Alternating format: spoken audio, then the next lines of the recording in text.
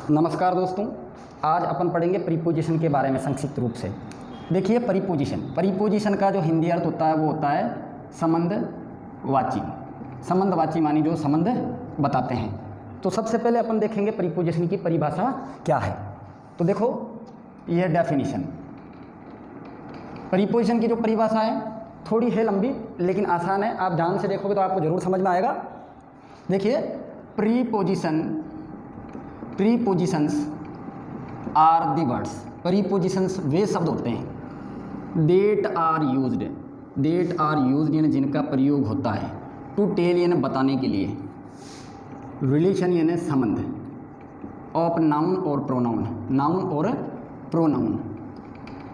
With other noun और pronoun in the same sentence. बिल्कुल सरल है, इसका हिंदी आप समझ लीजिए।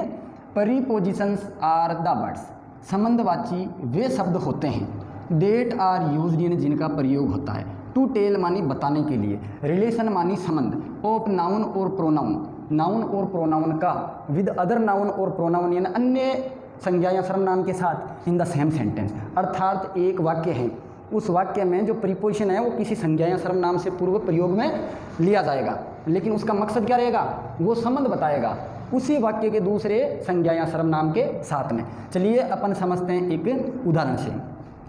जैसे राम लिव्स एट जोधपुर, राम है वो जोधपुर में रहता है।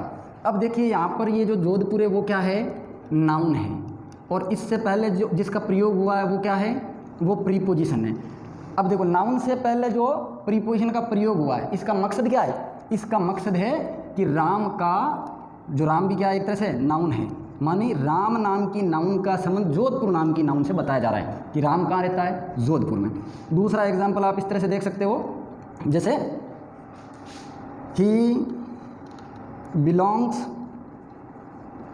टू पुअर फैमिली, वे गरीब परिवार से संबंध रखता है। तो ये पुअर ले लो या फिर पुअर फैमिली ले लो, ये क्या है, ये नाउन है, और इससे पहले जिसका प्रयोग हुआ है वो क्या है, प्रीपोजिशन है, जिसका मकसद क्या है, ही नाम का जो प्रोनाउन है इसका संबंध बताना है, किसके साथ में, इस नाउन के साथ में। तो इस प्रोनाउन का और इस नाउन का जो संबंध बताने का जो जरिया है वो क्या है, ये प्रीपोजिशन है।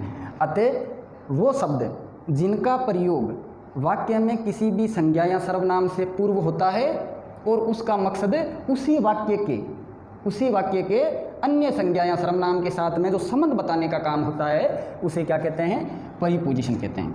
अब प्रीपोजिशन कितने प्रकार के होते हैं, प्रीपोजिशन का प्रयोग क्या है, ये एक विस्तृत टॉपिक है जिसका अपन अलग से वीडियो बनाएंगे। उसके लिए आपको इंतज़ार भी करना पड़ सकता है थोड़े दिनों का, क्योंकि मैं सबसे पहले छोटे छोटे टॉपिक ले रहा हूँ, बेसिक ले रहा हूँ। बेसिक के बाद में अपन विस्तृत अध्ययन भी करेंगे। उम्मीद करता हूँ आपको ये प्रीपोजिशन समझ में आए होंगे। धन्यवाद।